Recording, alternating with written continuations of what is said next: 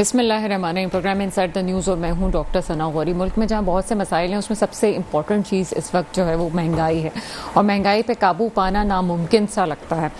یوں کہہ لیجئے کہ آئی ایم ایف کی جو باتیں ہم نے مانی اور آئی ایم ایف کی باتیں مانتے مانتے ہم اس نہج پہ پہنچ چکے ہیں کہ اگر بجلی سستی کرنا بھی چاہیں تو حکومتی جو اراکین ہیں, جو خاص طور پہ بھی نگراں حکومت آئی ہے, اس کے ہاتھ بندھے ہوئے ہیں کہ وہ کچھ بھی نہیں کر سکتی. آئی ایم ایف نے صاف جو ہے وہ ہری جھنڈی دکھا دی ہے جناب کہ ایسا کچھ ہو نہیں سکتا جیسا آپ چاہتے ہیں, کیونکہ وجہ یہ ہے کہ آپ اس وقت جن حالات میں ہیں وہی بات ہے کہ ڈیفالٹ آپ کا ملک ہوا, آپ بس اعلان نہیں کرنا چاہتے تھے, باقی آپ کے ملک میں جو کچھ ہونا تھا وہ ہو چکا ہے. اس وقت ہونا تو یہ چاہیے تھا کہ اس وقت جو حالات ہیں اس میں تمام جماعتیں, تمام اسٹیک ہولڈرز کو آپ بٹھاتے, اس کے بعد بات کرتے اور اپنے دلوں میں جو چیزیں تھیں اس کو ختم کرتے, پرانی باتوں کو بھول کے ملک اس وقت جن حالات میں اس کی بہتری لانے کی کوشش کرتے ہیں. بات کی جاتی ہے 3 سال 7 مہینے کی گورنمنٹ کی کہ 3 سال 7 مہینے پی ٹی آئی کی گورنمنٹ نے کیا کیا, اور وہ سارا بوال جو 16 ماہ میں آیا ہے وہ اس 3 سال 7 مہینے کا ہے جو پہلے گزر چکا ہے. لیکن ساتھ یہ بھی سوچنے کی ضرورت ہے کہ کیا 3 سال 7 مہینے ہی پاکستان کی تاریخ میں اہمیت رکھتے تھے جس کی وجہ سے آج ہم اس نہج پہ پہنچے ہوئے ہیں, یا پہلے جو 76 ایئرس ہمارے پاکستان کو گزرے, اور چلے 70 سال کا آپ حساب کتاب کر لیں, 70 سال میں آپ نے ملک میں کیا کیا تھا جو آپ اس جگہ پہنچ گئے ہیں کہ آپ کو آئی ایم ایف کی بات سننی پڑ رہی ہے. کچھ چیزیں نفسیاتی طور پہ بھی اثر انداز ہوتی ہیں. پولیٹیکل اسٹیبلٹی ہوتی تو شاید آئی ایم ایف کی کہ ہمیں اتنی سخت جو شرائط ہیں, جو ہمیں ناک سے لکیریں کھنچوائی ہیں آئی ایم ایف نے, ایسا نہ ہوتا. اس وقت ایسا لگتا ہے کہ جس ڈائریکشن میں چیزیں چل رہی ہیں اس کا فالو اپ بھی ہو رہا ہے, چیزیں بہتر ہونا شروع ہو گئی ہیں. لیکن جب تک آئی ایم ایف کی اقساط صحیح طریقے سے ادا نہیں کی جائیں گی, قرض میں آپ کی کمی نہیں آتی, تب تک کچھ نہیں ہو سکتا.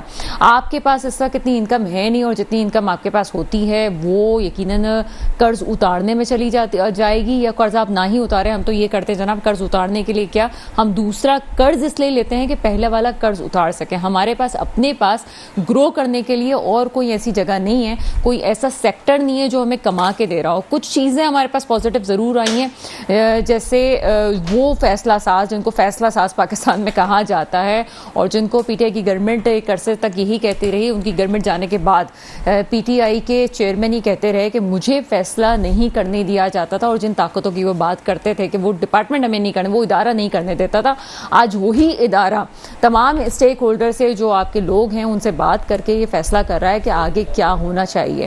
اب وہی بات آتی ہے کہ نفسیاتی طور پہ کیا ہو رہا ہے. ابھی ڈالر میں منی ایکسچینجر کے لیے کے خلاف کارروائی کرنے کی سے بات کی گئی تھی کہ یہی وہ لوگ ہیں کہ جن کی وجہ سے افغانستان پیسہ جا رہا ہے. اب ایک سوال بنتا ہے کہ ابھی میں سن رہی تھی کہ پی ٹی آئی کے ایک ورکر ٹی وی چینل پہ کہہ رہے تھے کہ بھائی ان کو روکے نا, جو ڈالر یہاں سے وہ بارڈر پہ لے کے جا رہے ہیں وہ تو روک سکتے ہیں, چاہے وہ تیل ہو, پاؤڈر ہو, اور چیزیں ہوں. اور صرف تیل کی اور ڈالر کی یہاں پہ بات نہیں, آپ کی الیکٹرانک اشیاء بھی ہیں, آپ کے کھانے پینے کا سامان بھی ہے, تمام چیزیں آپ کی آ رہی ہیں جا رہی ہیں. ڈالر کو آپ ایک طرف بھی کر لیں, آپ کے پاس وہ آپ کی اکانومی جو ڈاکومنٹڈ نہیں ہے وہ پاکستان کے خسارے کی سب سے بڑی وجہ بن رہی ہے. ایک تو وہ آپ کی بڑے خسارے کی وجہ بن رہی ہے, دوسرے آپ کے تارکین وطن جن کو آپ نے شناختی کارڈ بھی نہیں دینا ہے, اور کوئی اور چیزیں بھی آپ کے پاس کچھ چیزیں آپ نے لائی ہیں, لے کے آئے ہیں. لیکن کراچی جیسے بڑے میگا سٹی میں, میں یہ نہیں کہتی ہوں کہ پورے پاکستان میں ایسا نہیں ہے, کے پی کے میں بھی تارکین وطن ہے, پنجاب میں بھی تارکین وطن ہے, بہت جگہ یہاں پہ کراچی میں بھی تارکین. لیکن کراچی کی بات اس لیے الگ ہے کہ کراچی میں جو تارکین وطن ہے وہ باقاعدہ اسٹیبل بزنس کر رہے ہیں, اور ان کی تیسری نسل اس وقت یہاں پہ پروان چڑھ رہی ہے. وہ بھی ٹیکس نہیں دے رہے ہیں. اس کے لیے بھی کیا کرنا چاہیے, یہ بات امپورٹنٹ ہے. ابھی تو صرف میٹنگز ہوئی ہیں, فالو اپ ہوا ہے, تو اس میں آپ دیکھ لیں کہ ڈالر کتنا نیچے آیا ہے. لیکن جہاں تک یہ بات ہے کہ بجلی کی قیمت کم ہو جائے گی, اور عوام یہ ایکسپیکٹ کر رہے تھے کہ شاید احتجاج سے کوئی فائدہ برآمد ہوگا, تو فائدہ نہیں ہو سکا. جتنی بجلی استعمال کی ہے اتنی تو آپ کو دینا ہی پڑے گا بل, اور اس کے بعد اگر آپ نے ابھی تک بل نہیں دیا یہ سوچ کے کہ شاید کمی آ جائے گی, اور اگلے تو آپ یہ سن لیجئے کہ اگلے ماہ آپ کو مزید اس میں اضافہ کر کے جو آپ کے چارجز ہیں وہ ابھی جائیں گے. یہ ضرور کہا گیا ہے کہ جنہوں نے 200 یونٹ تک استعمال کیے ہیں, یعنی کہ 200 یونٹ کی آپ قسط دے دیجئے, ورنہ جنہوں نے 400 یونٹ استعمال کیے ان کو تو کرنا ہی کرنا ہے. آپ اس میں کوئی رعایت آپ کے لیے بچی نہیں ہے. آگے صرف یہ ہو سکتا ہے کہ جو اسٹریٹجی چل چل رہی ہے, جو معاملات چل رہے ہیں, بغیر تنقید کے اگر میں کہوں کہ ہم ہر چیز پہ تنقید نہیں کرنی چاہیے, کیونکہ پاکستان جن حالات میں وہ اپنی جگہ ہو سکتا ہے, لیکن یہاں پہ جو لوگ ہیں وہ ایک نفسیاتی کیفیت میں کا شکار ہو چکے ہیں. ہر شخص پریشان ہے. اب وہ سیاستدانوں کو, سیاست کو, الیکشنز کو بہت پیچھے رہ کے چل رہا ہے. سب سے امپورٹنٹ چیز یہ ہے کہ وہ اپنی بقا کی جنگ لڑ رہا ہے. ایک روٹی, ایک چائے کا کپ, چائے کی پیالی, اس کے لیے بھی وہ ترس گیا. ایک عام آدمی کیا کر سکتا ہے, ایک چائے کی پیالی پیے گا, ایک روٹی خرید لے گا اور اس کو کھا لے گا. لیکن ابھی جو چائے کی پیالی وہ ہوٹلز میں بھی اتنی مہنگی ہے کہ بغیر ناشتے کے نکلا ہوا, کیونکہ آپ کے پاس گیس بھی آپ مکمل نہیں دے رہے ہیں. کراچی کی ہم بات کریں تو ایک اور کراچی کے بارے میں بات سن لیجیے. وہی کراچی جو ہر طرف سے پانی سے گھرا ہوا ہے, وہ بھی بوند بوند کو ترسا ہوا ہے. ان کے بھی گھروں میں یعنی یہ پانی بھی آپ کو خریدنا پڑ رہا ہے. جب ہر چیز اس نہج پہ پہنچ گئی ہے تو یقیناً یہ چیزیں اب سوچنے کی ضرورت ہے کہ پولیٹیکلی چیزوں کو پیچھے کرنے کے ساتھ یہاں پہ اسٹیبلٹی پہ غور کرنا چاہیے. دوسری امپورٹنٹ چیز جس میں آج کے پروگرام میں بات کریں گے وہ یہ ہے کہ پی ٹی آئی کے چند لوگوں کو, شہرار آفریدی صاحب کی بات کریں تو ان کو گرفتاری ان کی ہوئی, اور جنہوں نے گرفتاری کی انہی کے خلاف جو ہے وہ ایک بڑی خبر آ گئی کہ انہی کو کہا گیا کہ آپ بھی ذرا جیل میں رہ کے دیکھیں کہ ہوتا کیا ہے. جب کورٹ کے آرڈرز آ جاتے ہیں یا بغیر وجہ کی گرفتاریاں ہوتی ہیں تو پھر ایسا بھی ہونا چاہیے.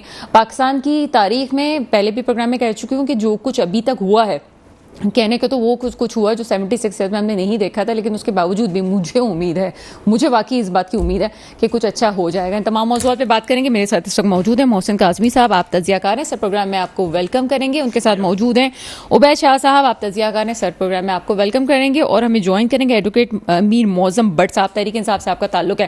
سب سے پہلے محسن کاظمی صاحب آپ کی طرف چلتے ہیں. محسن کاظمی صاحب, اچانک سے ڈالر سستا ہو گیا اور چیزیں ایسا لگ رہا ہے کہ تھوڑی سی کنٹرول میں آ جائیں گی. مہنگائی ہونے کی بڑی وجہ یہ کہا جاتا ہے کہ آپ کی کرنسی ڈی ویلیو ہوتی جا رہی ہے اور ڈالر اوپر بڑھتا جا رہا ہے. کیا تجزیہ کریں گے؟ اچھا, پہلی بات تو یہ کہ مجھے اس سے اتفاق نہیں کہ ڈالر سستا ہو رہا ہے. جو جس تیزی سے وہ ڈالر اوپر آیا ہے اس کو آپ ذہن میں رکھیے نا آپ, کہ ابھی اس گورنمنٹ سے پہلے 300 کا تھا, 350 تک کا ڈالر گیا ہے. اور میں آپ بتاؤں, آپ مارکیٹ میں جا کے دیکھیے ڈالر خریدیے تو آپ کو 350 کا بھی نہیں ملے گا. یہ بات کر رہے ہیں آپ ٹی وی والی خبروں کی. بزنس مین کو شکایت ہے کہ نہیں مل رہا ہے. تھوڑے سے اقدامات جو اٹھائے ہیں ہمارے چیف آف آرمی اسٹاف نے, کراچی میں آ کے ملاقاتیں کی ہیں اور اسے انہیں نے ایک چھوٹا سا ایجنڈا بھی رکھا. بہت اچھی بات ہے, اور ہم تو کہتے ہیں کہ شاید اس سے کچھ تھوڑی بہت بہتری آ جائے. لیکن اصل میں ہمارے یہاں سارا سسٹم ایڈاکزم پہ چلتا ہے. آپ کوئی لانگ ٹرم نہیں بناتے. اس ملک کو 76 سال ہو گئے, یہاں کوئی سسٹم نہیں ہے. جب سسٹم نہیں ہوگا تو یہی حشر ہوگا, کبھی کچھ ہوگا, کبھی کچھ ہوگا, کبھی کچھ ہوگا. اب یہ دیکھیے کہ ابھی جس کا 1 سال پہلے یا 1.5 سال پہلے گھر کا بجٹ, آپ بھی خاتون خانہ ہے, 20,000 تھا, آج وہ 70,000 پہ پہنچ گیا ہے. بتائیے وہ 50,000 کہاں سے لائے گا؟ مجھے یہ سمجھائیے. اب ہر آدمی تو نہیں رشوت لے سکتا, ہر آدمی ڈاکہ نہیں ڈال سکتا. تو اب یہ چیزیں تو حکومت کی ذمہ داری تھی کہ وہ کرے. میں نے دیکھا کہ یہاں پر مسائل حل کرنے میں کوئی مخلص نہیں ہے. میں آپ کو چھوٹی سی مثال دیتا ہوں. ابھی آپ نے تھوڑا سا اچھا تبصرہ کیا, یہ خاص طور پہ اس وقت جو ہمارا بجلی کے بلوں کا ہے. میں 28 سال میرا تعلق رہا ہے پاور پلانٹس کے ساتھ, کسی زمانے میں بیرونی ملک, اور دنیا کا سب سے بڑا پاور پلانٹ تھا. وہاں بھی لوڈ شیڈنگ ہوتی تھی. ابھی میں آپ کو بتاؤں, نام نہیں بتانا چاہ رہا ہوں, لیکن کسی شخص کو نہیں پتا چلا کہ یہاں لوڈ شیڈنگ ہوتی ہے. انہی نے بھی یہ رکھا ہوا تھا کہ صاحب 300 یونٹ جو ہے ہم فری دیں گے. لیکن کیا تھا, 300 یونٹ کے بعد جو کاؤنٹنگ ہوتی تھی اس پر بل بنتا تھا. ہمارے کیا نہیں ہے یہ. اگر آپ 301 میں انٹر ہو گئی تو آپ کا ٹیکس جو ہے وہ زیادہ ہو گیا, ٹیکس بھی بڑھ گیا اور ریٹ بھی بڑھ گیا. یہ بہت بڑی زیادتی ہے. اچھا, اب دوسری چیز یہ کہ اگر آپ اس میں مخلص ہیں, کچھ کرنا چاہتے ہیں, آپ کی سمجھ میں نہیں آیا کیا کریں گے. جو اچانک اعلان کر دیا کہ ہم مغرب کے وقت دکانیں بند کر دیں گے, یہ تو تباہی کی طرف لے جا رہے ہیں آپ ملک کو. کیونکہ وہ بزنس مین تو ابھی رو رہا ہے بیٹھا ہوا کہ جو ہم 50,000 کماتے تھے ہم 20,000 کما رہے. آپ اس کو مغرب کے وقت بند کر دیں گے تو پھر کیا کمائے گا وہ؟ یعنی ملک اور زیادہ تباہی کی طرف جائے گا. بہترین حل یہ ہے کہ آپ بجلی کا بل اس کے پلاٹ, اس کے سائز, اس کے رقبے کے حساب سے رکھیے. ایک آدمی کا 1500 گز کا پلاٹ ہے, وہ بھی اسی ریٹ پہ بجلی لے رہا ہے.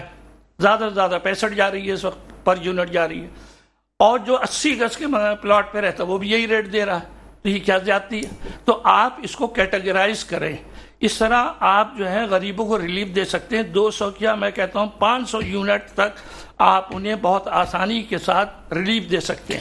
ریلیف کی بات تو اپنی جگہ ہے، لیکن ساتھ ساتھ یہ بھی سوچنے کی ضرورت ہے کہ ریلیف بالکل آپ دے رہے ہیں، ہوگی کہانیاں، لیکن یہاں پہ کیٹیگرائز کیسے کیا جائے گا؟ جو ادارے بجلی دینے والے ہیں، اور اسپیشلی کے پہ ہمیشہ سوال اٹھتا رہا ہے، اور مجھے اس پہ کہنے میں کوئی آڑ نہیں ہے، کوئی کسی سے ڈرنے چھپنے والی بات نہیں ہے کہ آپ کے اپنے جو ادارے ہیں جو اتنے پیسے لے کے لوگوں سے بات کرتے ہیں اور آگے ان کو جواب دہی بھی کوئی نہیں ہوتی، ان سے بھی جو تو ذرا پوچھ گچھ ہو کہ وہ کس کھاتے میں اتنے پیسے لے رہے ہیں. بہرحال مزید موضوعات پہ بھی مجھے بات کرنی ہے.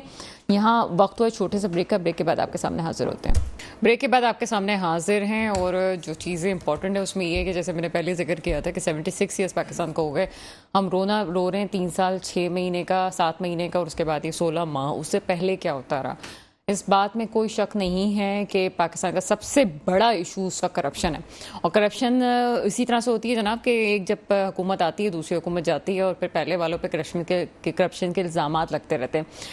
جو نئی ڈیولپمنٹ ہے اس میں یہ ہوا تھا کہ جناب بشرا بی بی سے 5 گھنٹے نیب نے تفتیش کی ہے کہ توشہ خانہ کیس کے حوالے سے، اور بہت سارے لوگ کو شامل نے تفتیش کیا گیا ہے. کون ٹھیک ہے کون غلط ہے یہ تو ابھی وقتی فیصلہ کرے گا، لیکن ہم ایسا کیوں کرتے ہیں؟ پہلے تو ہم کسی کو چور ڈاکو ثابت کرنے میں لگ جاتے ہیں، 11 سال ہم اس کام پہ لگتے ہیں. اس کے بعد جب ایک مارکیٹ میں آپ کسی کا امیج ڈیولپ کر دیتے ہیں تو پھر دوسرے کا جس کا آپ نے بہت ہائپ دے دی ہو اس کو آپ زمین پہ پٹک دیتے ہیں.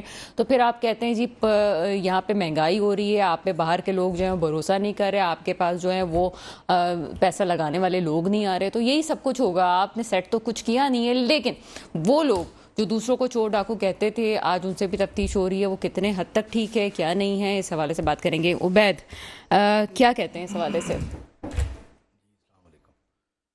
بسم اللہ. ڈاکٹر صاحب بات یہ آپ جو کہہ رہی ہیں، میں سوچ کے بیٹھا ہوا تھا کہ بڑے صاحب نے ایک بات کی ہے تو اس کو ضرور میں اس پر کامنٹ ضرور کروں گا، کیونکہ وہ چلی گئی آن ایئر. ایسے ہی انہوں نے کہا کہ مارکیٹیں جلدی بند کرانے کی بات کر رہے ہیں، کاروبار کیا ہوگا. تو یہ میں بڑا بنیادی اختلاف ہے میرا اس بات سے کہ ہمارے آپ 12 بجے اگر طارق روڈ پہ چلی جائیں کچھ لینے تو آپ کو بازار پورا بند ملے گا انشاءاللہ. یہاں لوگ 1 بجے تک سو کے نہیں اٹھتے ہیں. یہ ملک کی اکانومی چلے گی کیا؟ آپ اس کی کاروبار کریں گے کیا؟ آپ پوری دنیا میں چلے جائیں، آپ کو 6 بجے دفاتر کے باہر لائنیں ملیں گی، دکانیں کھلی ملیں گی، مالز کھلے ملیں گے. اور جو رش ہم یہاں کراچی میں صبح دیکھتے ہیں، اور ہمارے یہاں یہ رونا روتے ہیں کہ کاروبار نہیں ہے جی، جلدی کیسے بند کر دیں. باہر ملک میں آپ کو 6 بجے ٹریفک جیم کیا ملے گا. بات ہے جی. تو دوسری جگہ جانا ہے آپ کو ٹریفک جیم ملے گا. بات کی بڑے صاحب نے تو اس لیے میں نے کہا یہ بات میں ضرور کہوں. تو آپ کی بات میں ہم بھی ایک بات ایڈ کر دیتے ہیں. کل بھی ہم نے ذکر کیا تھا وہ ڈالر کی بات ہوتی ہے. ہم خود کون سے سدھرے ہوئے ہیں، جیسے ہی ہمیں پتہ چلتا ہے ڈالر اوپر ہونے والا ہم بھر بھر کے اپنے گھروں پہ لے کے چلے آتے. جیسے ہی ڈالر کے ریٹس ہو گیا کہ ہمارے پاس 2 پیسے بھی آ جائیں وہ ہم نے جمع کر لینا ہے پیسہ، پھر ہم ملک کی ترقی کی بات کرتے ہیں. جی سر کنٹینیو کیجیے گا. میں آپ کو اب اکانومی پہ آپ نے تبصرہ یہ کیا کہ کسی کو ہیرو بنایا جاتا ہے پھر اسی کو گرا دیا جاتا ہے. وہ تو دیکھیں بڑی کامن اصل اختیار اس ملک میں جن کے پاس ہے، جب تک معاملات ان کے ساتھ کسی کے صحیح رہتے ہیں وہ ہیرو ہوتا ہے، اور جب ان کے معاملات کسی سے بگڑ جاتے ہیں تو وہ زیرو ہو جاتا ہے. یہ پچھلے کوئی 3 ڈیکیڈز کا 4 ڈیکیڈز کا یہی ٹریک ہے. جب سے کوئی ڈیموکریسی کے نام پہ کچھ بھی ہوتا رہا، 3-4 نہیں 7 کر لیں اس کو. وہ پھر فوجی دوتوار کو تو میں ایکسکلوڈ کر رہا ہوں نا. دیکھیں میں ایک معمولی بات کرتا ہوں جو میڈیا سوشل میڈیا پہ ڈسکشن میں نہیں آتی ہے. عمران خان صاحب 2011 سے ایک دم پاپولر ہوئے. عمران خان صاحب بڑے لیڈر ہیں، بڑے ہیرو ہیں، ملک کے قوم کے بڑے عالمی امت مسلمہ کا لیڈر ہیں. 2011 سے پہلے کیوں نہیں تھے؟ کوئی ڈسکشن. وہ تو 95 سے پالیٹکس میں تھے. 96 میں انہوں نے پارٹی بنا کے رجسٹر کرا لی تھی. 97 کا الیکشن بھی لڑا تھا. تو وہ اتنے 15-20 سالوں میں قوم کے ہیرو نہیں تھے یا امت مسلمہ کا لیڈر نہیں تھے. 2011 میں ہی اچانک کیسے بن گئے تھے؟ بات یہی ہے کہ وہ جسے پیا چاہے وہ سواگن. وہ جب نواز شریف صاحب کالا کوٹ پہن کر میمو گیٹ میں پہنچے سپریم کورٹ اور انہوں نے انکار کر دیا، مقدمہ کیا لیکن انہوں نے انکار کر دیا زرداری صاحب کی حکومت گرانے سے، حالانکہ بڑی کمزور حکومت تھی، بڑے آرام سے گرا سکتے تھے. مقتدر حلقوں نے ان کو اپروچ کیا کہ بھائی آپ یہ بڑا ملک دشمن ہے ان کو گرا دو. تو نواز شریف صاحب نے کہا بھائی ہم سیکھ کے آ گئے 90 کی دہائی میں، اب ہم نے حکومتیں نہیں گرانی، اپنا ٹائم پورا کرنا ہے. हुकूमतें नहीं गिरानी एक दूसरे की, ये पूरी कर लें फिर हम कर लेंगे। उस वक्त एस्टेब्लिशमेंट ने सोचा कि ये तो स्टेटस को हो गया, अब ये इसको नहीं गिराएगा, ये इसको नहीं गिराएगा, हमें किसी तीसरी ताकत की जरूरत है। उन्होंने वजीर आजम को गिराना शुरू कर दिया। एग्जैक्टली। तो अब देखें ना, ये इस मुल्क में होता रहा है। अब अच्छा नहीं, यहाँ पे रुक जाएं, मुझे बात क्लियर आप कीजिएगा, उसके बाद आप आगे बढ़िएगा। लेकिन आपको ऐसा नहीं लगता, ठीक है अगर किसी ने बिगाड़ किया, अभी तो तमाम ही रिटायर हो चुके हैं ना, अब हम उनकी बात भी करके क्या करें, हो सकता है कि जो नए आने वाले हैं वो चीज़ों को ठीक करना चाहते हो। जैसे कहते हैं कि आप कह रहे हैं कि जी जो पिया मन भाई जो आपने मिसाल दी वही सुहागन, लेकिन यहाँ पे तो ऐसा लगता है कि अभी तो पिया को कोई भी नहीं भा रहा है, अभी सबको खुडे लाइन लगा दिया गया है। ऐसा नहीं कि कोई पार्टी कोई आंखों का तारा बनी हुई है, इस वक्त सिर्फ मुल्क के ऊपर तवज्जो दी जा रही है कि चीज़ें बेहतर हो जाएं। आपको लगता है कि ऐसा हो जाएगा या वही वाली प्रैक्टिस आप है जो 76 ईयर से होती रही है? मैं बड़ी माजरत के साथ कहता हूँ, आपके प्रोग्राम में एक आध दफा पहले भी मैंने ये बात की है कि अभी पाकिस्तान की तरक्की का या उसके अच्छे मुस्तकबिल का तो सवाल ही नहीं है। अच्छा, इस वक्त सवाल है पाकिस्तान की बका का। बच जाए वो बहुत है, ठीक है ना, ऑनेस्टली स्पीकिंग, चाहे किसी को बुरा भी लग जाए तो पाकिस्तान बच जाए वो बहुत है। अच्छा, जो शख्स इस मुल्क में सबसे ज्यादा ताकतवर है चीफ ऑफ आर्मी स्टाफ है, अल्टीमेटली वो उन्होंने डिटर्मिनेशन ली है कि मैं बदल दूंगा, हालात बेहतर कर दूंगा। वो ताजिरों से मिले कराची में, बिजनेस कम्युनिटी से, वहाँ क्या बातें हुई। मैं अभी भी कहता हूँ कि आज से 6 महीने बाद या आज से साल बाद आप यकीन कर लें कि इससे ज्यादा खराब हालात इस मुल्क के होंगे। इसलिए कि ये सारा मॉडल जो हमने अपना रखा है ये डेट बेस्ड इकोनॉमी का है। चीफ साहब जो है वो ये कह रहे हैं कि मैं सऊदी अरब से इन्वेस्टमेंट ले आऊंगा। आप उस मॉडल को देखें, वो क्या है, पाकिस्तान को रखने को पैसे तो दे नहीं रहे, या पाकिस्तान को वो तो दे नहीं रहे कि जाओ आपको माफ किया ये रख लो। वो तो एक ऑयल रिफाइनरी में इन्वेस्टमेंट करने के लिए आ रहे हैं, जिसका 30% वो लगाएंगे, 70% या PPL, OGDC और PSO और ये सब अरेंज करेंगे, ठीक है। उसमें जमीन परचेस की जाएगी, उसमें मशीनरी लाई जाएगी। वो पाकिस्तान का तो कोई फायदा इसमें होना ही नहीं है ना, बहैसियत इकोनॉमी, बहैसियत मुल्क। ये जो मॉडल है ना कि हम किसी से पैसे पकड़ के ले आए, इस मॉडल पर हम सरवाइव नहीं कर सकते, करेंगे भी नहीं आइंदा। इससे ज्यादा खराब हालात होंगे आने वाले वक्तों में। 2016 में जब CPEC आया तो हम सुनते थे कि यहाँ लोग घरों में सो रहे होंगे, दरवाजा खटखटा के नौकरी दी जाएगी। भाई नौकरियां पड़ी हुई ले लो ना, वो रेल पेल हो जाएगी पैसे की इस मुल्क में। ये तो आसमान को छू जाएगा, पता नहीं क्या हो जाएगा। 42 अरब डॉलर की इन्वेस्टमेंट आने वाली है। 2023 तक पाकिस्तान पता नहीं कहां हो जाएगा। 2023 में पाकिस्तान घुटनों से एड़ियों पे आ गया है। पाकिस्तान यहां आ गया है कि एक खुदा का वास्ता है, अल्लाह का वास्ता कुछ दे दो, रसूल का वास्ता कुछ दे दो। यहां पे आ गया है पाकिस्तान। क्या दिया CPEC ने? हम डेट बेस्ड मॉडल पे काम करते हैं, हमारा सारा माइंड ही यही है कि पैसे ले आओ कहीं। लेकिन CPEC का मामला बड़ा सेंसिटिव है। CPEC का जहां तक मामला आता है, वहां पे जो साबिक वजीर आजम है उन पे ये भी इल्जाम है कि उन्होंने CPEC के मामला को खराब किया। बहरहाल ये तो वक्त ही साबित करेगा कि क्या है, लेकिन कुछ ऐसी चीजें हैं कि CPEC से वाकई मामला बेहतर हो सकते थे, लेकिन वो किया नहीं गया। उसमें बहुत सी आलमी ताकतें हैं, मौजूद हैं। इसमें ना सिर्फ पाकिस्तान इन्वॉल्व नहीं है, इसमें आलमी सियासतों का भी किरदार है, आलमी ताकतों का भी बड़ा किरदार है। जो सियासत में पाकिस्तान जिस महले वकूफ है उसमें आलमी ताकतों की नज़र है। कंटिन्यू करेंगे उबैद, लेकिन उससे पहले जी सर, आपको CPEC में आपको पता है 30 अरब डॉलर पाकिस्तान में लग चुके हैं चाइना के, 30 अरब डॉलर्स, ठीक है।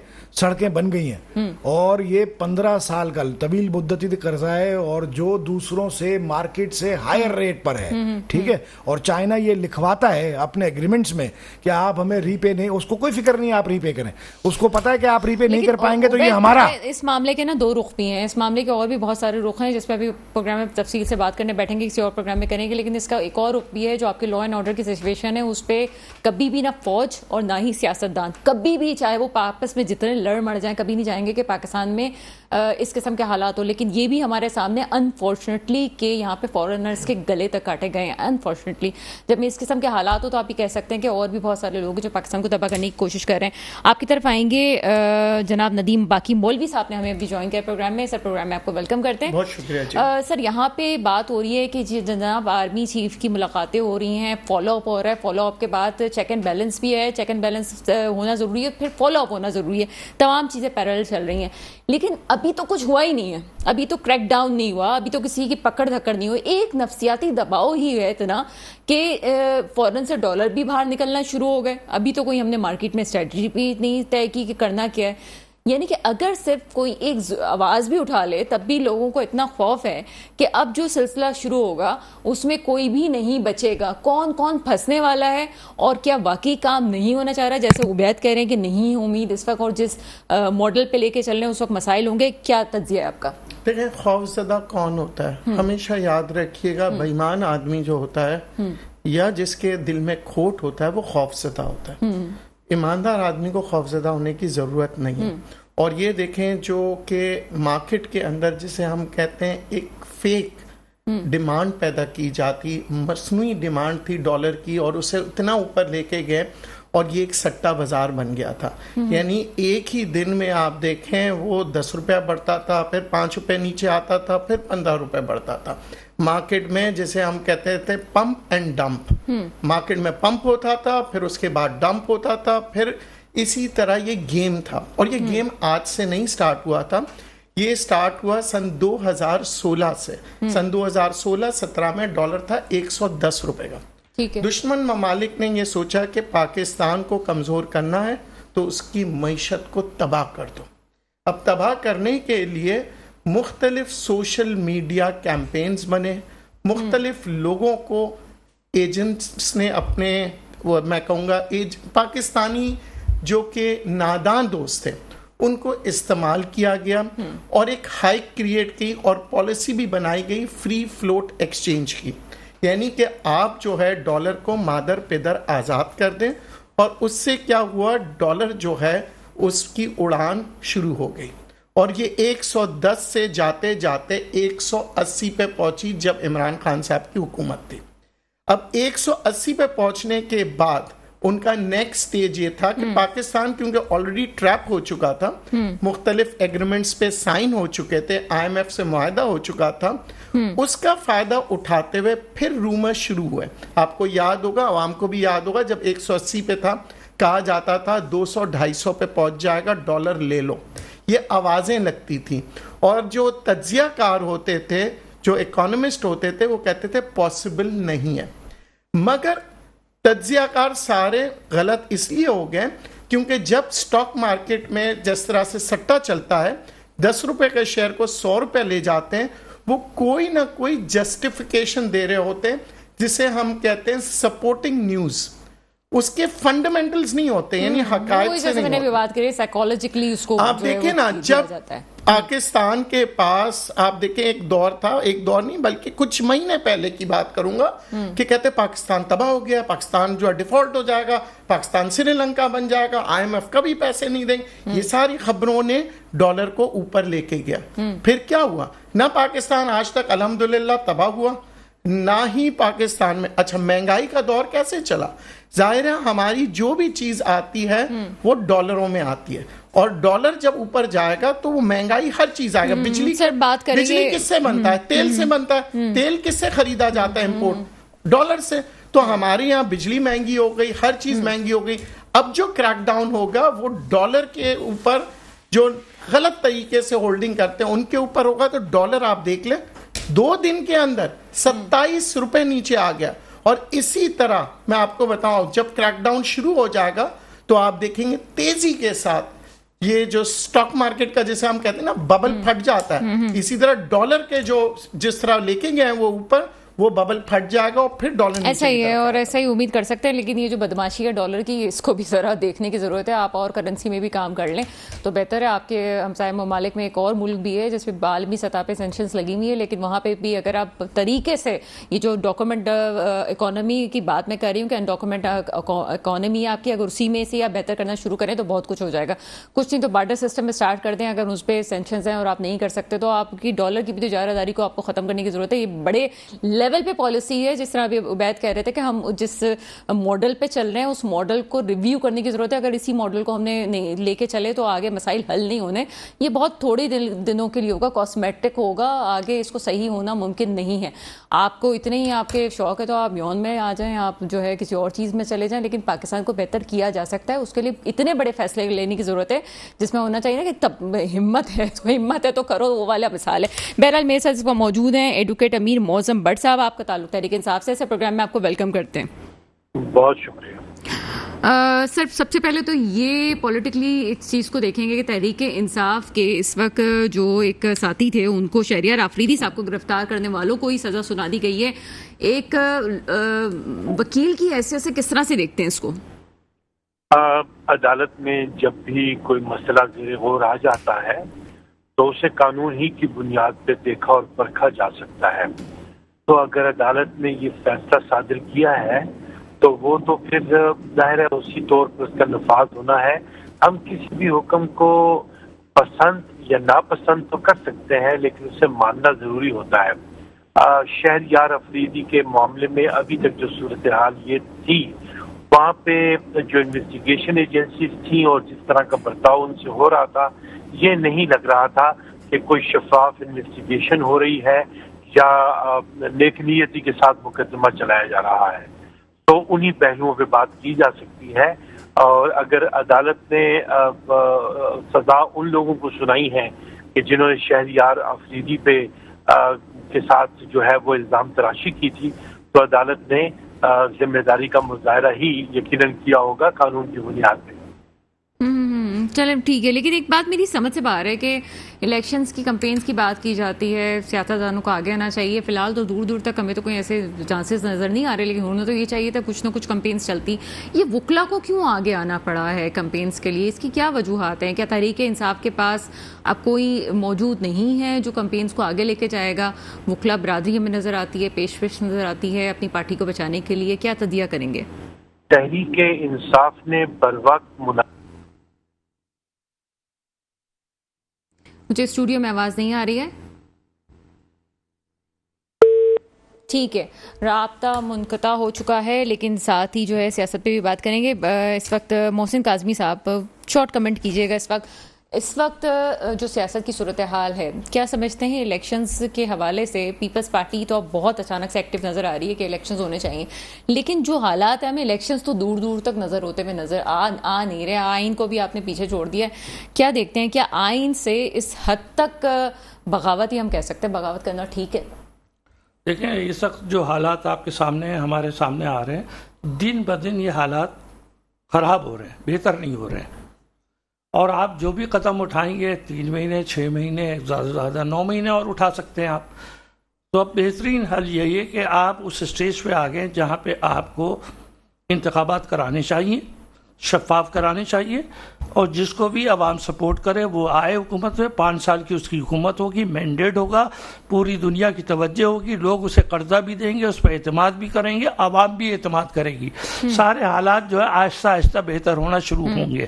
اس کے علاوہ جو بھی آپ راستے اختیار کر رہے ہیں ان میں کوئی راستہ اس ملک کو کامیابی کی طرف نہیں لے جا رہا. آپ کہنا چاہ رہے ہیں جمہوریت ہی واحد راستہ ہے جو چیزوں کو بہتر کر سکتا ہے اور عالمی سطح پہ اعتماد جو ہے وہ قائم ہو سکتا ہے. یہی آپ کہنا چاہ رہے ہیں؟ جمہوریت تو بھی بہت دور کی بات ہے. یہاں تو رول آف لا پہ بات نہیں کر رہے ہیں. جب آپ بتائیے کہ سپریم کورٹ کا آرڈر آپ نے نہیں مانا 14 مئی کا، وہی دن تو بگاڑ کا ہے.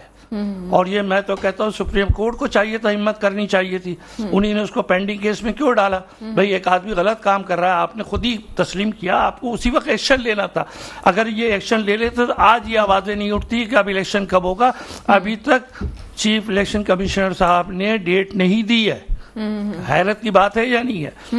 9 اگست کو یہ اسمبلی ختم ہوئی اور آج تک ڈیٹ نہیں دی. کم از کم آپ ایک فائنل ڈیٹ تو دے دیں. بہرحال میری امید یہ مجھے لگ رہا ہے کہ پریزیڈنٹ صاحب مل کے کوئی راستہ نکال رہے ہیں اور یہ ڈیٹ اناؤنس ہو جائے گی. سر پریزیڈنٹ صاحب کوئی راستہ نکالیں یہ تو ممکن نہیں لگتا. یہ تو وہی بات ہے کہ راجہ ریاض صاحب کریڈٹ لے جا رہے ہیں کہ نگراں وزیر اعظم کا نام انہوں نے دیا تھا. اسی طرح سے جو ہے وہ ہمارے صدر صاحب بھی کریڈٹ لے دیں. چلیں جناب کچھ نہیں کہہ سکتے، لیکن جہاں تک یہ بات کی جاتی ہے کہ کوئی چیزیں ججز کے حوالے سے بات کی جاتی ہے، بسط احترام جب آپ ایک ادارے کے اوپر بات کر رہے ہیں تو یہ وہی ادارہ ہے جو وقت آنے پہ PCO ججز پہ حلف بھی اٹھا لیتے ہیں، اور انہی کو اگر نہیں بھی کہلایا جاتا تو ان کو بیک بھی کر دیا گیا. اور ماضی میں ہمیں مثالیں ملتی رہی ہیں کہ پھر اپنے ہی لوگوں کے لیے، اپنی ہی برادری کے لیے یہ برادری نہیں بولی. پاکستان ایسی تاریخ سے، ایسی باتوں سے بھرا پڑا ہے. مزید بات کریں گے لیکن ایک وقت ہوئے چھوٹے سے بریک. بریک کے بعد آپ کے سامنے حاضر ہوتے ہیں. بریک کے بعد آپ کے سامنے حاضر ہیں اور عبید شاہ صاحب کی طرف چلتے ہیں. عبید شاہ صاحب, جو ابھی ہم باتیں کر رہے تھے کہ چیزیں بہتر ہو جائیں گی اور یہ کہا جاتا ہے جی سب کو مل کے کرنا چاہیے اور جس پہ بھی اعتماد کریں آگے, لیکن جس پر بھی اعتماد کریں عوام اور وہ ووٹ اس کو پڑے اور وہ پھر آ کے جو ہے وہ حکومت سنبھالے, تو تمام ہم پارٹیز کو تو ساتھ لے کے نہیں چل رہے جو ہمیں آگے سلسلہ نظر آ رہا ہے, اور عوام ابھی بھی ایک پارٹی کے ساتھ ہمیں زیادہ نظر آتی ہے. اس صورتحال میں کیا سمجھتے ہیں جو پولیٹیکل ویکیوم کھڑا ہوگا اس کا کیا ہونے والا ہے؟ دیکھیں, پہلی بات تو یہ ہے کہ میری اپنی رائے میں الیکشن ابھی نہیں ہونے والے. پہلی تو بات یہ ہے, طویل عرصے تک نہیں ہونے والے, کچھ بھی نہیں تو شاید 2024 کے کوئی مڈ کے بعد سیکنڈ ہاف میں کہیں شاید ہو جائے, کم سے کم سال تو نہیں ہونے والے. پہلی بات یہ. دوسری بات یہ کہ چیف صاحب جو ہیں ہمارے آرمی چیف صاحب, کیونکہ بات تو ہم ایسے حالات میں ہیں کہ ہمیں صاف صاف ہی کرنی چاہیے. اب تو بچے بچے کر رہے ہیں. ہاں, اشاروں کنایوں والا زمانہ ہی نہیں رہا, دور ہی نہیں رہا. تو اتنی سیاسی بلوغت ہے ماشاءاللہ کہ ہر آدمی ہر بات جانتا ہے. تو دیکھیں ہمارے آرمی چیف صاحب جو ہے نا وہ ڈٹرمنٹ ہیں کہ وہ کچھ بہتری کر لیں انشاءاللہ. ہم بھی امید کرتے ہیں کریں. At large and at last کسی بھی صورت میں میں ذاتی طور پر سویلین سپریمیسی کے ساتھ ہوں. میں فوجی رول کے اقتدار کے اور سول میں مداخلت کے بالکل حمایت میں نہیں ہوں ذاتی طور پہ, کسی کو بھی نہیں ہونا چاہیے. ہاں, بٹ لیکن یہ ہے کہ آرمی چیف صاحب ڈٹرمنڈ ہیں, اختیارات ان کے پاس ہیں, اگر وہ کچھ ملک کے لیے اچھا کر ہی لیتے ہیں تو مور دین ویلکم. اچھا عبید شاہ صاحب, میں آپ سے صرف ایک منٹ میں کہوں گا آرمی چیف صاحب کے 2 ٹائر پلانز ہونے چاہیے. مختصر سی بات کروں گا. نمبر 1, ہم نے ڈالر پر بہت بات کی ہے نا ابھی, ڈالر کو کنٹرول کرنا, لوگ ملک کی محبت میں ڈالر کا کاروبار نہ کریں, یہ نہ کریں, وہ سب کچھ نہیں سنتا کوئی بھی. آپ کو بھی بچ رہے ہیں, آپ بھی خرید لیں گے, کوئی نہیں, nobody pays a heed. ٹھیک ہے نا. بات یہ ہے کہ وہ میں آرمی چیف صاحب کو یہ کہوں گا, جان ایلیا صاحب کا ایک شعر سناؤں گا, تم پہ مرنے سے تو اچھا ہوتا, تم پہ مرنے سے تو اچھا ہوتا ہم کسی حادثے میں مر جاتے. وہ جو کرنے جا رہے ہیں اس سے اچھا کچھ اور ہے. وہ کیا ہے؟ 2 پلانز ہیں. یہ لوگوں کے پیچھے بھاگنا, پیسے لانا, انویسٹمنٹ کرانا, اس کو چھوڑ دیں, اس ماڈل سے باہر آ جائیں.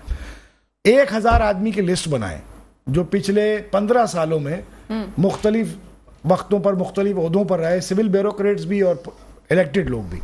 ہر ایک کے گھر سے, ہر ایک کے پاس سے کم 50 کروڑ روپیہ ڈالر کی شکل میں, 50 کروڑ ڈالر اور خربوں روپیہ پاکستانی جو ہے وہ نکل آئے گا. کسی کی بھی نہ سنیں, پہلے تو وہ وصول کریں. اگر کرنے ہی جا رہے ہیں, بلین کی کہانی ہے, کرنے ہی جا رہے ہیں تو سعودی عرب کو چھوڑے نا, UAE کو چھوڑے نا, IMF کو چھوڑے نا, یہاں سے پہلے ریکوری کر لیں, پہلی بات. اور دوسری بات کیا کریں, ہر قسم کی مراعات جو ہے نا وہ بند کر دیں. وابڈا 9 ارب روپے کی بجلی اپنے ملازمین کو فری دیتا ہے. PIA سال کے 3.5 لاکھ ٹکٹ فری دیتا ہے, 3.5 لاکھ ٹکٹ. ایک ٹکٹ 20,000 روپے کا ہو تو 6 ارب روپے بن جاتے. بہرحال یہ تو ہے کہ جتنا ابھی عبید, معذرت چاہتی ہوں کہ آپ کو انٹرفیئر کر رہی ہوں بیچ میں, لیکن میرے پاس پینل بڑا ہے. یہ تو ہم نے بھی جب پورے پاکستان کی اکانومی کے حوالے سے دیکھا اور میں نے بجٹ کو جب پینلائز کیا تو آپ کے جو 7,000 ارب ہیں وہ تو صرف آپ کے ان اخراجات پہ جا رہے ہیں جو آپ کی پینشنز ہیں, جو آپ کی مراعات ہیں, صرف اس میں جا رہے ہیں. یعنی کہ آپ اتنا تو کماتے نہیں ہیں جتنا آپ سے مراعات میں اور پینشنز میں اور ان چیزوں میں آپ دیتے ہیں جس میں آپ سبسڈی دے رہے ہیں. بہرحال سوچنے کا مقام ہے, نہیں ہونا چاہیے. چونکہ میرے ساتھ ریموٹ میں موجود ہیں اور بیچ میں لائن ڈراپ ہو گئی تھی, ایڈوکیٹ امیر معظم بٹ صاحب. سر آپ سے وہی سوال ریپیٹ کریں گے, یہ جو وکلا ہیں وہ کیوں اس وقت اس الیکشنز کمپین اور تحریک کا حصہ ہیں, اس کو کچھ وضاحت کیجیے گا اس کی. جی, میں بنیادی طور پہ یہ عرض کر رہا تھا کہ تحریک انصاف نے بر وقت یہ ویژولائز کر لیا تھا کہ ان کے ساتھ کیا سلوک ہونے جا رہا ہے, اسی لیے انہوں نے نظم کے اعتبار سے بہت پہلے ہی رول آف لا کی نسبت سے ایک تحریک شروع کر دی تھی, اور اس امر کو بھی زیر غور رکھا تھا کہ آئندہ الیکشنز کے لیے خاص طور پہ توجہ دی جائے وکلا برادری کو, جو کہ اسمبلیز میں پہنچ کے آئین اور قانون کی مدد سے رول آف لا اور کانسٹیٹیوشن کو پریزرو کرنے میں اپنا کردار سر انجام دے سکتے ہیں. اور خود لائرز نے بھی, خصوصاً انصاف لائر فورم نے بھی یہ فیصلہ کیا تھا کہ وہ PTI کو آ کے فور فرنٹ سے لیڈ کریں گے اور رول آف لا کی نسبت کام کریں گے. سو یہ تیاری جو ہے یہ پہلے سے ہی شروع ہو گئی تھی کہ تاکہ کرائسس کے وقت پہ ہم ڈیلیور کرنے کی پوزیشن میں ہوں. سر یہ تیاری اس وقت شروع ہوئی تھی یا یہ تیاری اس لیے شروع ہوئی تھی کہ آپ لوگوں نے فور کاسٹ کر لیا تھا کہ آپ کے چیئرمین جن لوگوں پہ بھروسہ کر رہے ہیں وہ ٹھیک نہیں ہے؟ دیکھیے الیکشن پروسیس ہو یا پارٹی کا نظم ہو، ہر چیز کو آبزرو کیا جاتا ہے. ویجیلنٹ پارٹی جو ہوتی ہے وہ اس کی خصوصیت ہی یہ ہوتی ہے کہ وہ نظم کو بھی سمجھتے ہیں اور یہ بھی دیکھتے ہیں کہ نظام کون سا رائج ہے. پاکستان بنیادی طور پہ ایک ڈیپ اسٹیٹ ہے. ڈیپ اسٹیٹ کا مطلب یہ ہوتا ہے کہ ایسی ریاست جس کا کنٹرول سیکیورٹی اور انٹیلیجنس ایجنسیز کے پاس ہوتا ہے. یہی وجہ ہے کہ ہمارے ملک میں نیشنل انٹرسٹ کا صیغہ استعمال ہوتا ہے، اور اس کی بھی وجہ یہ ہے کہ ہمارا ملک اینیمی بارڈرز میں گھرا ہوا ہے. یہ خاص طور پہ دیکھا جاتا ہے کہ اول تو ملک کو قائم رکھا جائے، ریاست کو اینیمیز سے بچائے رکھا جائے، اور دوسری طرف جو ہے وہ کنٹرول جو ہے وہ بھی انہی کے ہاتھوں میں ہے. اس لیے اور خصوصاً یہ ہوتا ہے کہ وہاں پہ جب پولیٹیکل پروسیس ایشو ہوتا ہے تو چونکہ کنٹرول سیکیورٹی اور انٹیلیجنس ایجنسیز کے پاس ہوتا ہے، اسی لیے پولیٹیشین یا قتل کر دیے جاتے ہیں یا پھر انہیں جیلوں میں ڈال دیا جاتا ہے، مقدمے بنا دیے جاتے ہیں، کرپٹ کر دیے جاتے ہیں. انہی کی فیسیلیٹیشن سے لوگ برسر اقتدار آتے بھی ہیں. تو پاکستان جو ہے سر میں آپ کی بات سمجھ گئی. میرا خیال ہے کہ اس سے زیادہ پازیٹیو بات ہم نہیں، مطلب کھل کے بات نہیں کر سکتے تھے، اور آپ نے ایک دو تین چیزوں میں پازیٹیو بھی بات کی. لیکن یہ جو آپ بات کر رہے ہیں یہ پاکستان کی مجبوری ہے یا یہ زبردستی کا فیصلہ ہے؟ اگر آپ یہ مانتے ہیں کہ پاکستان جو ہے وہ بارڈرز پہ جس طرح گھرا ہوا ہے اس میں ضرورت ہے، یہ ضرورت ہے یا ہم نے ایمفیسائز کیا ہوا ہے؟ اس میں میں نے عرض کی نا کہ وجوہات ساری آ جاتی ہیں. ضرورت تو آپ کو پتا ہے کہ یہ ایک مستقل ضرورت ہے، ٹیررزم کے اگینسٹ ہو یا دوسرے اینیمیز بارڈر کی نسبت سے ہو، یہ تو ایک بات رہی.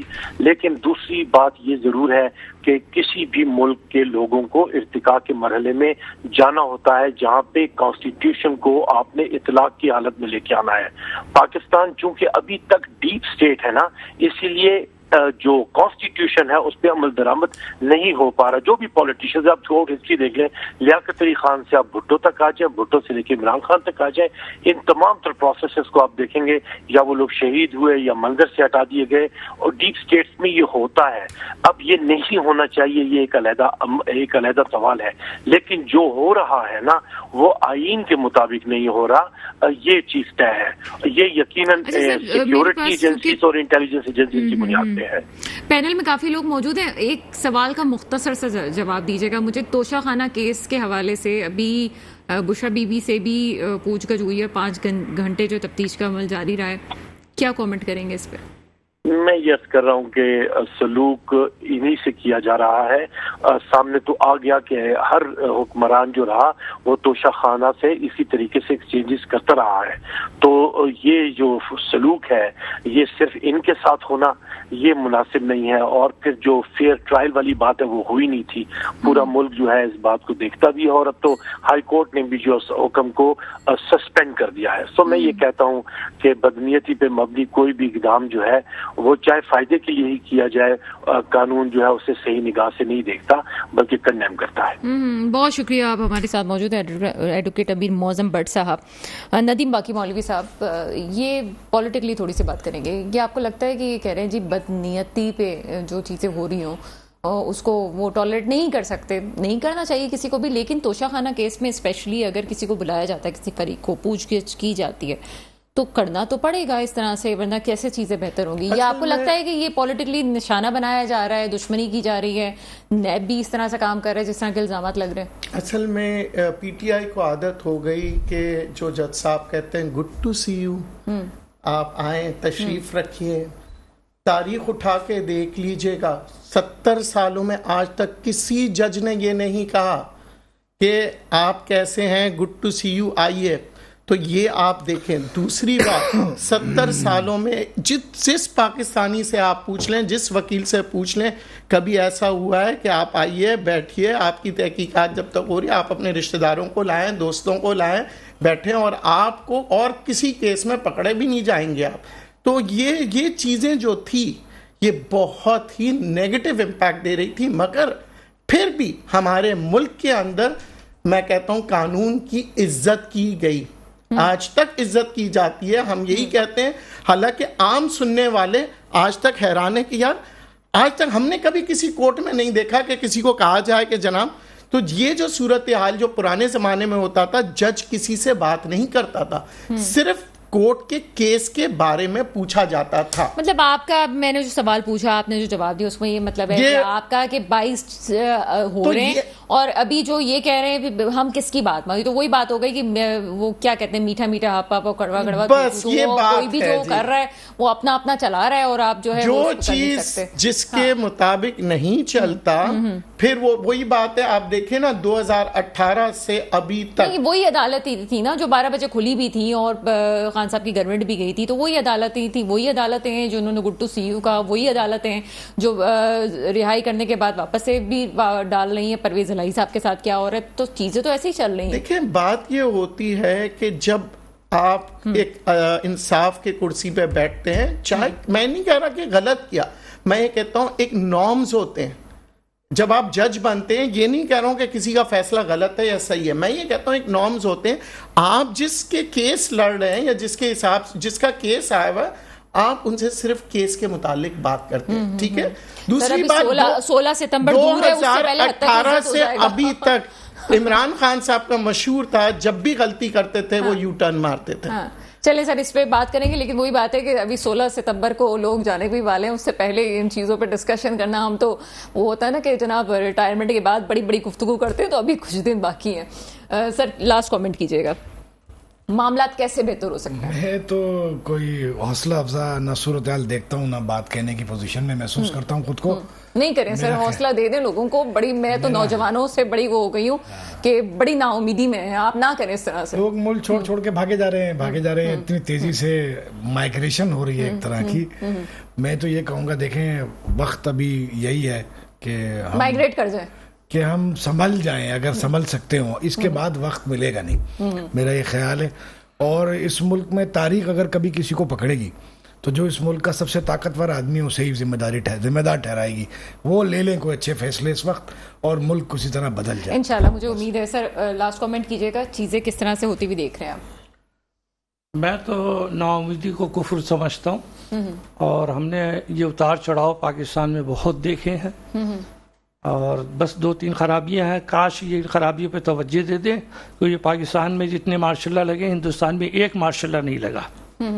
आज आपका जो बिजली का बिल है 65 रुपए का है पर यूनिट, हिंदुस्तान में 2.5 रुपए का है। आपकी करेंसी डाउन है। कल तक हम उनसे मुकाबला करते थे, आज हम इस काबिल भी नहीं है कि उनसे कोई मुकाबला करे। तो इसमें बैठ के हमारे स्टेक होल्डर को बैठना पड़ेगा और कोई फाइनल करे। मैं बार बार कह रहा हूँ फाइनल कुछ नहीं होगा, आवाम का फैसला आपको तस्लीम करना पड़ेगा। बिल्कुल ऐसा ही है। बहुत शुक्रिया, मेरे गेस्ट मेरे साथ मौजूद थे। बात सिर्फ इतनी है कि नाउमीदी की कैफियत नहीं होनी चाहिए। बेहतरी कौन ला सकता है? बेहतरी आज का नौजवान ला सकता है। बहुत ज़्यादा चीज़ों से अपने आप को आज़ाद करने की ज़रूरत नहीं है। हमारी अपनी रिस्पॉन्सिबिलिटी क्या है उसको समझने की ज़रूरत है। करप्शन में हम खुद कितने हिस्सेदार है, एक इंडिविजुअल कितना हिस्सेदार है, उसको भी इस बात को समझने की ज़रूरत है। मुल्क कुर्बानी मांगता है। मैं और आप आज अपने आप से सवाल पूछें कि मैंने और आपने कितनी कुर्बानी दे दी, तो जवाब ना होगा। आज अगर पेट्रोल के नर्ख बढ़ते हैं तो हम सबसे पहले जो है वो लाइनों में खड़े हुए होते हैं और सबसे पहले हम अपनी गाड़ी में पेट्रोल डलवाते हैं और जितने का भी हो हमें फ़र्क नहीं पड़ता, हम बड़े मज़े से डलवा के जो वो आ जाते हैं। उसके बाद हम कह रहे होते हैं यूं गया, ऐसा हो गया, फला हो गया। पाकिस्तान में अभी भी नौजवान मौजूद है और पाकिस्तान जो है वो दुनिया के टॉप तरीन मुल्कों में आता है, जो कि यहाँ पे लोग कंप्यूटर के पीछे नौजवान काम कर रहे हैं और अपनी इनकम का जरिया बनाया हुआ है। अगर आपका मुल्क किसी भी तरह से तरक्की कर रहा है और आप उसमें कैसे साथ दे सकते हैं वो ज़रूरी है। अगर फैसला साज कुछ करने की कोशिश कर रहे हैं तो इसको भी पॉजिटिव लेना चाहिए, लेकिन फैसला साजों के लिए भी एक पैगाम है कि तमाम स्टेक होल्डर्स को बिठाने की ज़रूरत है इस वक्त। चाहे आपकी पॉलिटिकली जितनी भी चीज़ें चल रही हों उसको एक तरफ करते हुए जमहूरियत के तसलसल को बका रखने के लिए और लोगों को साथ लेके चलने के लिए जमहूरियत के अलमबरदार बनना ज़रूरी है। इदारों को इदारों की हद तक रहना ज़रूरी है, वरना चीज़ें ख़राब हो जाती हैं। दुआ वही है जो हमेशा होती है, मेरे मुल्क पे वो हुक्मरान आए जो वाकई मेरे मुल्क के मुस्तकबिल की हिफाजत करें। इसके साथ ही प्रोग्राम का वक्त ख़त्म होता है। मुझे इजाज़त दीजिएगा। खुदा हाफ़िज़।